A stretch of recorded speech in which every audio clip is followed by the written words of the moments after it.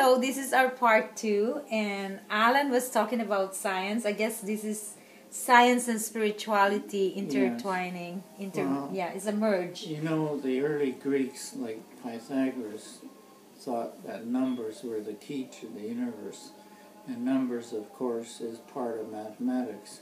And there's a lot of other type of spiritual groups like the Kabbalion group that deal with numbers, but they're not the only people. There's a lot of other numerological groups. And if you want to look into that, I've studied numerology. You can use some of the mathematics, the elementary mathematics, to be able to understand this. Now, my friend Lance, he's Chinese, and he was telling me about how important the number 8 is, and a lot of businesses and a lot of addresses want as many 8s in their address as possible. So there is a spiritual connection with the number. Yes, my telephone number has 5 8s. Well, that's good. And I chose it that way. It's infinity. It's abundance. This is only numerology. Yes. There's other things I believe in the important. vibration. I think that the recent discovery of string theory shows that the actual Einsteinian effort to unite the 4 forces of nature, that they think that it has been done in the string theory. There's 5 versions of it. But no one can understand the mathematics that well, so they can't tell which one of the 5 is really the accomplishment of Einstein's unified type of theory. Unifying consciousness. He wanted to unify the 4 forces of nature, which is the force of gravitation, electromagnetic fields. Yes, and short and strong nuclear fields. Wow. But Einstein wasn't able to do it, even though he was brilliant. He wasn't able to do it, and now they think that string theory has the solution, one of the string theory versions. But anyway, I have some a lot of it is very mathematical, as I say, and so you can still understand a little bit of things. String theory, is they have strings which replace dots or points, and so a particle is described by a string rather than a dot, and so anyway, he's very interesting. All these people like Stephen Hawkins and that, they're brilliant. They're tapping the mind of God. That's what they're doing mathematically. Yeah. So science is actually creating these formulas to tap into the mind of God, into the universe, right? This is the one thing that should be realized is that spirituality is equal to science. You gave me that integral. Remember that one that you gave me? They want to prove spirituality, and they're doing that through science. The law of integration. That's it. That's very well put. It's through science that they're showing the evidence of spirituality as being true. So that's important. Breaking the code. Yeah. And what about the prophecy? Last night I missed that prophet that came here, Sherry. Can you share that one? We'll have to get back to that one. And what was the message? I'll go over my notes next video. Oh, okay. Yeah. I was talking more about the math. No. I think that all of us would be better off if we accepted science. There's a lot of people that are religious don't accept science, because they think that science will say something that will destroy their religion. And I don't think that's the case. I think that the more you know, the more expanded your spirituality is. The more expanded your spirituality is. Yes. You want to eventually show that they're both equivalent and that they're just looking at things in their own direction. But the fact of the matter is, even if you don't do mathematics, and even if you don't aren't scientifically inclined, you are very important, and the conceptual ideas also are very good.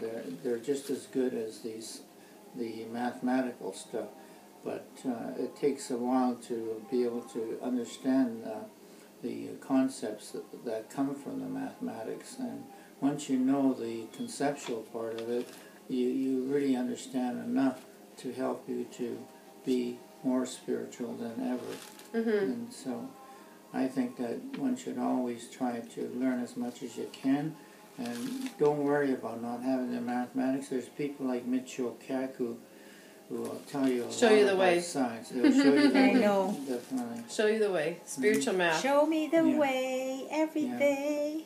Because not many people can spend that time learning mathematics, and so it's far better to understand the conceptual framework of spirituality. I think that is spirituality, is the connection, how all the little pieces of the puzzle do come together, and where you get the full picture. The puzzle is completed. Each item has its part in the cosmic play of life. And there's spirituality in everything. It's just finding it and putting it all together. It's like a tapestry.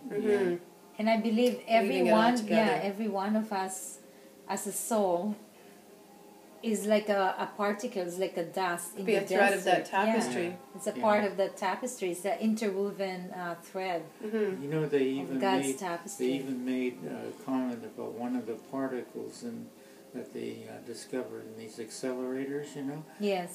They call it the God particle. The God particle. Like it. The God particle. Yeah. Nice. Now, that just goes to show you there are some scientific people that wouldn't mind.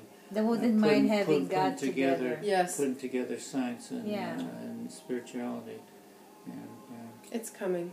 It's coming. It's coming. Because the I think it's already here. Is devoted towards that. I think it's just the acceptance. As people open their hearts and have acceptance, it's all revealed. Yes. Because we live in such a dynamic, diverse, expansive, multi-varieties of beliefs that we're all melting in one pot, and that pot culminates the beauty and love of God for everything. It's like a melting pot, right? Yes. In our community. The business of God, even the Roman Catholic Church has accepted the Big Bang Theory. They have. Yes. They have. I heard they have like this. Where you see the planets. What do you call that? Physicists. Planetarium. They have a biggest planetarium inside the Vatican. Yeah, nice. They have a. They study. Did you know that all these astronomers, astrologists, they came from that century? Yeah. Before the Vatican. They were the sage, They were the study the stars. Yeah, study the stars. But anyway, the Roman Catholic Church now recognizes the Big Bang Theory and recognizes the singularity. That is the point at which the Big Bang occurred. Now that singularity to them is God. Yes. Creation. And at the point where the Big Bang comes, you find that you have the creation of matter, energy, life, everything. You have it at that point. God particle, I love it. God particle is life. So anyway, I'd just like to let you know that there are greater emergence of various viewpoints, like the church's viewpoints and science. There is things that are coming together, more evolving, and more. Yes, and, integrating. I think it tends to corroborate what we believe in, that there is definitely an equation or an identity between spirituality and science. Yes. Okay, on that note, let's pause for a minute. You could talk for millions. On part, we're part 2, coming to part 3. You know what?